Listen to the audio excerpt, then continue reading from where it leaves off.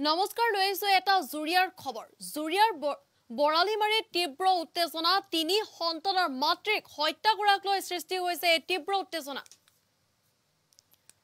ডিমাপুৰত হত্যা কৰা হৈছে পাৰবিনা নামৰ মহিলাগৰাকীক আৰু স্বামীৰ বিৰুদ্ধে হত্যা কৰাৰ অভিযোগ উত্থাপন কৰিছে মহিলাগৰাকীৰ পৰিয়ালে আৰু স্বামীৰ আনাৰুল ইছলামে কৰিছিল দ্বিতীয় বিবাহ আৰু দ্বিতীয় বিবাহৰ পাছৰে পৰা দ্বিতীয় পত্নীৰ সৈতে মিলি পাৰবিনাক চলাইছিল নিৰ্যাতন আৰু বহুবাৰ হত্যাৰ চেষ্টা চলাইছিল পাখান স্বামীয়ে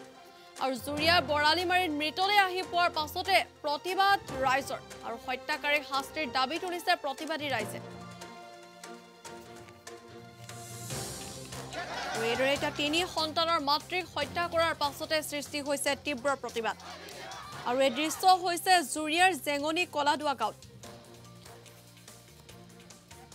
আৰু পাৰবিনাৰ স্বামী আনাৰুল ইছলামে দ্বিতীয় বিবাহ কৰিছিল আৰু দ্বিতীয় বিবাহৰ পাছৰে পৰা শাৰীৰিক মানসিক নিৰ্যাতন চলিছিল পাৰবিনাৰ ওপৰত আৰু হত্যাৰো চেষ্টা চলাইছিল পাৰবিনা আৰু অৱশেষত ডিমাপুৰলৈ নি হত্যা কৰে তিনি সন্তানৰ মাতৃ পাৰবিনা আৰু পাৰবিনাৰ মৃতদেহ জুৰিয়া আহি পোৱাৰ পাছতে সৃষ্টি হয় তীব্ৰ উত্তেজনা স্থানীয় ৰাইজে দুখী কৰায়ত্ব কৰি উচিত শাস্তি প্ৰদানৰ দাবী তুলি এইদৰে সাব্যস্ত কৰে প্ৰতিবাদ আৰু জুৰিয়াৰ পৰা আমালৈ বাতৰি প্ৰেৰণ কৰিছে শিবেন্দু বৰাই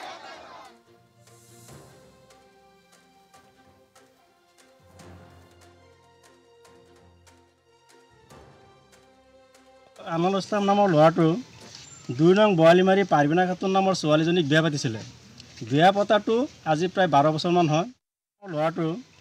২ নং বৰালিমাৰী পাৰবিনা খাতুন নামৰ ছোৱালীজনীক বিয়া পাতিছিলে বিয়া পতাটো আজি প্ৰায় ১২ বছৰমান হয় তাত তিনিটা ল'ৰা ছোৱালী নানাৰ ঘৰত থৈ পেলাই তাৰ ছোৱালীজনীৰ ল'ৰাকেইটাৰ মাকক মিছা প্ৰলোভন দি পেলাই তেওঁ ঘৰৰ পৰা কৰবালৈ লৈ যায় কিন্তু তেওঁ আৰু এটা কাণ্ড কৰিলে যে তেওঁ কেৰালাৰ পৰা এটা বেয়া মাইকী আৰু সেইটো মাইকীজনী বহুত বেয়া তেনেকুৱা এটা মাইকী লগত লৈ চৰিত্ৰহীন এটা মানুহ মাইকী লৈ পেলাই সি ঘূৰি ফুৰে আৰু সেইটোৰ প্ৰলোভনত পৰি পেলাই এই পাৰবিনা খাতুন ছোৱালীজনীৰ আগতে বিয়া পাতিছিলে এই ছোৱালীজনীক তেওঁ দুয়োটাই ষড়যন্ত্ৰ কৰি চক্ৰান্তমূলক কৰি এই ঘৰৰ পৰা প্ৰলোভন দি পেলাই ডিমাপুৰলৈ লৈ যোৱাৰ পিছত আমি ২-৩ দিন পিছত গম পালোঁ যে সেই ছোৱালীজনী তাক প্ৰলোভন দি পেলাই তেওঁ হত্যা কৰিলে তাক কঠোৰতাৰ পৰা কঠোৰ শাস্তি দিব লাগে তাক আৰু ফাঁচি দিব লাগে